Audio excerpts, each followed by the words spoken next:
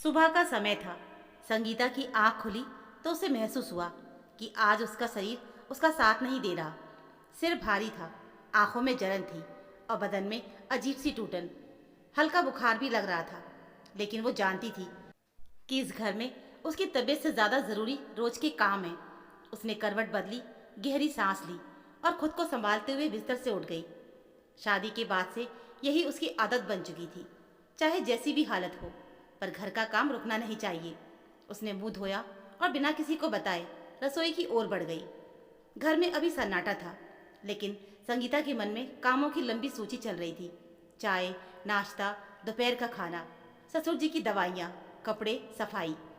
रसोई में गैस जली, चाय का पानी उबलने लगा। संगीता ने चाय बनाई, फिर नाश्ते की तैयारी में लग गई। रोटी बेलते समय उसके हाथ कांप रहे थे, माथे से पसीना बह रहा था, लेकिन उसने किसी को आवाज़ नहीं दी। उसे लगा कि अगर पहले ही दोपहर का खाना भी बना देगी तो बाद में थोड़ा आराम भी मिल जाएगा। इसी सोच में उसने सब्जी काटी, दाल चढ़ाई और चावल भी धो के रख दिए। बीच बीच में उसका सिर घूमता, आंखों के आगे अंधेरा छा जाता, लेकिन उसने खुद को दीवार का सहारा देकर संभाल लिया। ये कोई नया अनुभव नहीं था। उसने पहले भी बीमार होकर घर का सारा काम किया था। काम निपटाने के बाद उसने थोड़ा सा नाश्ता किया, दवाई ली और अपने कमरे में जाकर लेट गई। बिस्तर पर पड़ते ही उसकी आंख लग गई।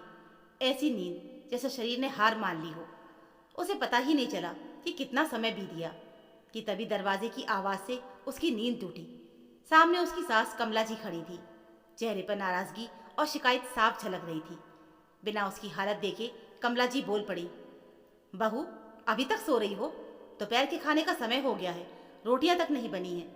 आज तो तुमने कोई काम भी नहीं किया, पूरा घर अस्त व्यस्त पड़ा है। मैं तो पड़ोस में सहेली के घर गई हुई थी, वरना तुम्हें पहले ही उठा देती। संगीता ने उठने की कोशिश की, लेकिन उसका सिर चकरा गया। वो फिर से तकिए पर टिक गई। धीमी और थकी हुई आवाज़ में बोली, मम्मी जी, मेरी तबीयत ठीक नहीं है। सुबह से बुखार लग रहा है। खाना मैंने पहले ही बना दिया है, थोड़ी देर में सब लोग आ जाएंगे। आज छोटी से कह दीजिए ना कि रोटियां सेक दे। उसकी आवाज़ में विनती थी, शिकायत नहीं। लेकिन कमला जी को ये बात बिल्कुल पसंद नहीं आई। वो गुस्से में बोली, तुम जानती हो ना कि उसे काम करने की आदत नहीं है। वो रोटियां कैसे बनाएगी? उठो और अपना काम करो। थोड़ी बहुत तबीयत ऊपर नीचे तो चलती ही रहती है। घर का काम बीमारी नहीं देखती। ये सुनकर संगीता को जैसे झटका सा लगा।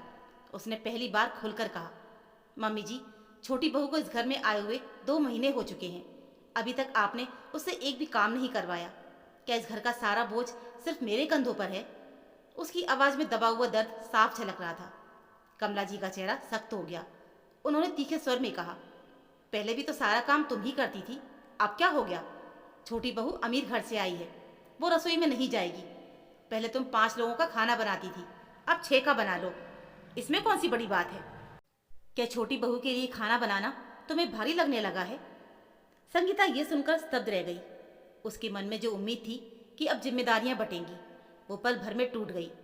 उसने भर्राई हुई आवाज़ में कहा, मम्मी जी, बात सिर्फ ज़्यादा रोटियां बनाने की नहीं है। पहले मैं 5 लोगों का खाना बनाती थी, लेकिन छोटी के आने के बाद मैंने सोचा था कि अब मुझे भी थोड़ा आराम मिलेगा। हम दोनों इस घर की बहुएं हैं, तो जिम्मेदारी भी बराबर होनी चाहिए। क्या मैं आपकी छोटी बहू की नौकरानी हूँ कि सारा काम अकेले करूँ? उसकी बात यही नहीं रुकी। वर्षों से दबा हुआ दर्द आज बाहर आ रहा था।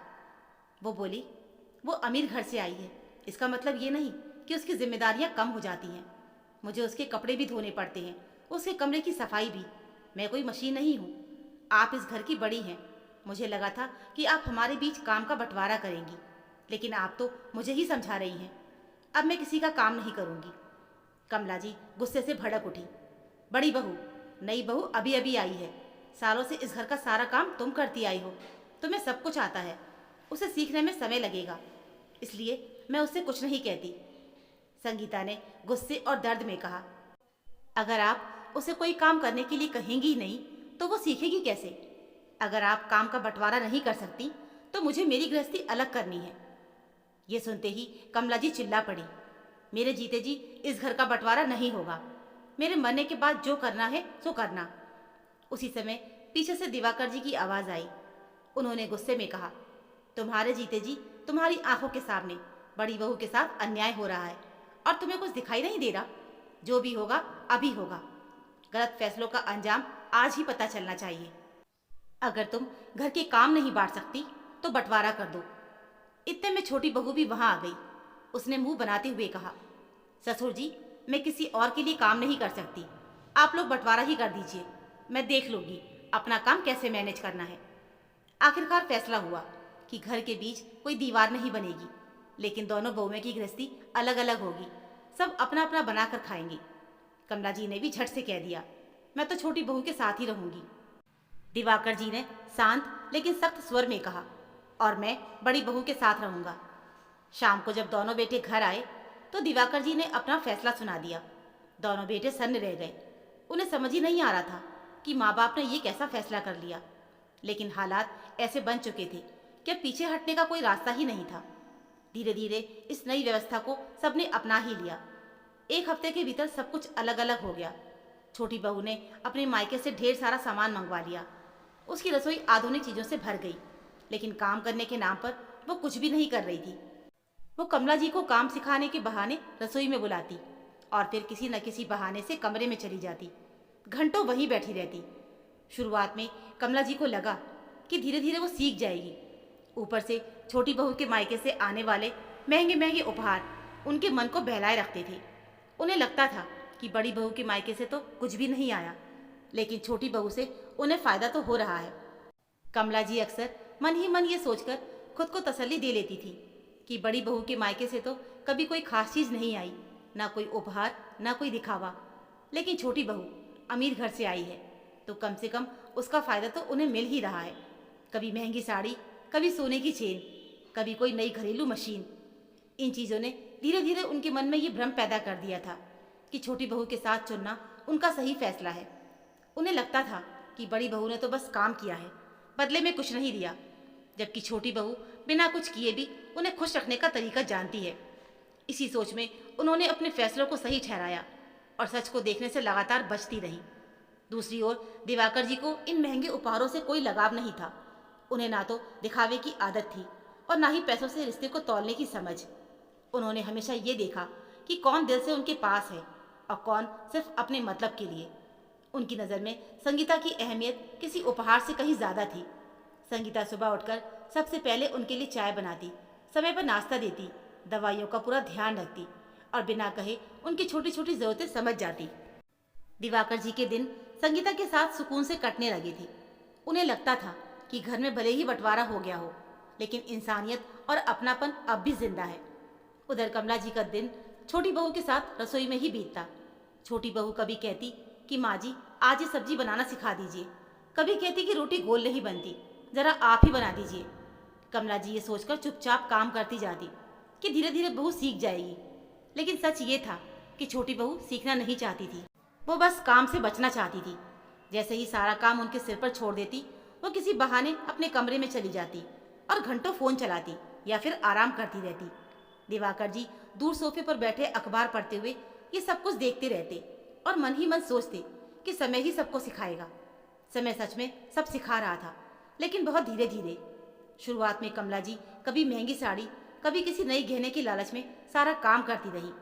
उन्हें लगता था कि थोड़ी मेहनत के बदले इतना सब मिल रहा है तो क्या बुराई है। लेकिन उम्र अपना असर दिखाने लगी।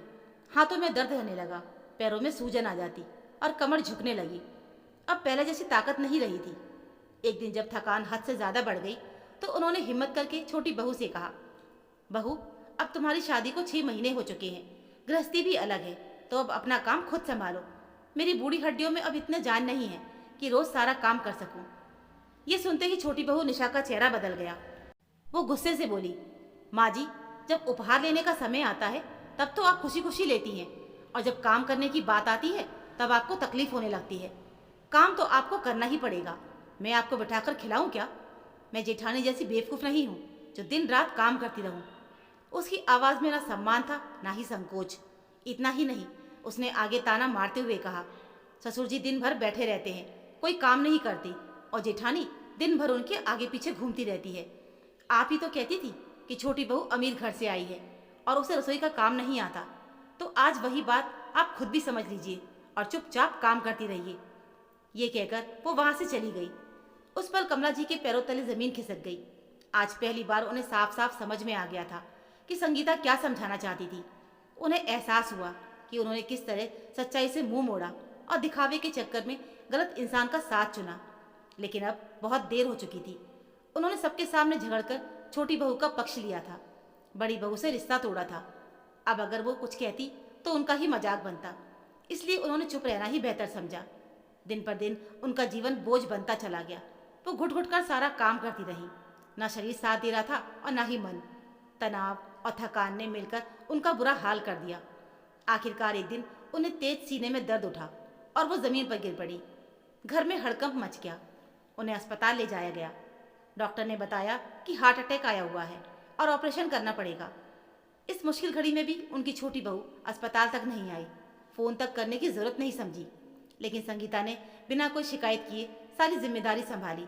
अस्पताल के चक्कर, दवाइयाँ, डॉक्टरों से बात, हर चीज़ संगीता ने अकेले की। ऑपरेशन के बाद जब कमला जी को होश आया तो उन्हें अपनी गलतियाँ एक एक करके याद आने लगी। उनकी आंखों से आंसू बहने लगे। उन्होंने संगीता का हाथ पकड़कर उससे माफ़ी मांगी। घर लौटने के बाद कमला जी ने साफ कह दिया कि अब वो कोई काम नहीं करेंगी। तब छोटे बेटे ने अपनी पत्नी से कहा कि अब घर का काम उसे संभालना होगा। लेकिन निशा ने साफ इनकार कर दिया। मुझे काम करने की आदत नहीं है, मैं इतना काम नहीं कर सकती, नौकर रख लो। मजबूरी में नौकर रखा गया। लेकिन घर का स्वाद और अपनापन अब कहीं खो गया। आज भी संगीता कभी कभार कमला जी के लिए अपने हाथ से कुछ अच्छा बना देती है और चुपचाप उनके पास रख देती है। कमला जी शर्म के मारे कभी खुद से कुछ मांग नहीं पाती थी। अब उन्हें अच्छी तरह से समझ में आ गया था कि अगर सही समय पर सही फैसला ना लिया जाए तो उसका नतीजा पूरी जिंदगी भुगतना पड़ता है। दोस्तों, परिवार में जिम्मेदारियों का बंटवारा समय पर और न्याय के साथ होना बेहद ज़रूरी है। अगर बड़े लोग पक्षपात में आकर गलत फैसले लेते हैं तो उसका असर पूरे परिवार पर पड़ता है। रिश्ते दिखावे से नहीं बल्कि सहयोग, सम्मान और समझदारी से टिकते हैं। सही समय पर लिया गया सही निर्णय ही परिवार में शांति और सम्मान बनाए रख सकता है। तो दोस्तों, ये थी हमारी आज की कहानी। उम्मीद है आपको ये कहानी ज़रूर पसंद आई होगी। इस कहानी को लेकर आपकी क्या राय है हमें कमेंट में ज़रूर बताइएगा। कहानी अच्छी लगी हो तो प्लीज़ वीडियो को लाइक और चैनल को सब्सक्राइब ज़रूर कर लीजिएगा। मिलते हैं फिर एक और ऐसी नई कहानी के साथ। तब तक के लिए धन्यवाद।